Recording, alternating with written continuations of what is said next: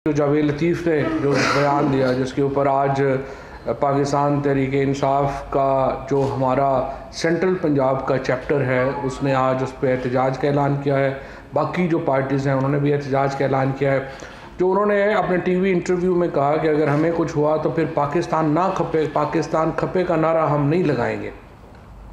पहली बात तो ये है कि ठीक है, पीपल्स पार्टी और मुस्लिम लीग नून के अख्तलाफात हुए हैं सेनेट के इंतखाबात में, लेकिन इसको पीपल्स पार्टी के ये जो नारा था पाकिस्तान खपे, जो बीबी शहीद की शहादत के बाद जरदारी साहब ने लगाया था, ये नारा तो मैं समझता हूँ एक कौमी नारा है। और पाकिस्तान जिंदाबाद का जो नारा है ये तो हर पाकिस्तानी के दिल का नारा है। और ये कहना कि हम ये नारा नहीं लगाएंगे, इसके ऊपर हर पाकिस्तानी का दिल जो है वो दुखा है। लेकिन ये कोई हैरत की बात नहीं।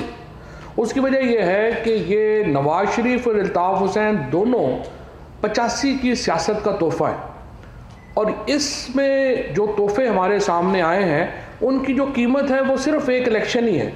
एक इलेक्शन आप हार जाएं तो रियासती इदारों के ख़िलाफ़ भी आप नबरदाजमा हो जाएं, आप अपनी मुखालिफ सियासी जमातों के ख़िलाफ़ भी शुरू हो जाएं और फिर आप रियासत के ख़िलाफ़ भी शुरू कर दें। ये अल्ताफ़ हुसैन और नवाज शरीफ की ट्रेनिंग चूँकि एक ही कोख से हुई थी और उनकी जो ये सियासी लोग तो नहीं है, ना ही इनका कोई सियासी विजन है। मैं सिर्फ जावेद लतीफ़ साहब को बताना चाहता हूँ कि आप और आपकी जो सियासी क़यादत आज अगर पाकिस्तान ना होता और आप जाती उम्रा में होते तो नवाज शरीफ साहब को तो जितना खाने पीने का शौक़ है वो तो कई गाय के गोश्त खाने के चक्कर में उनको जो है वो वहाँ पे पत्थर मार मार के उन्होंने फारिग कर देना था।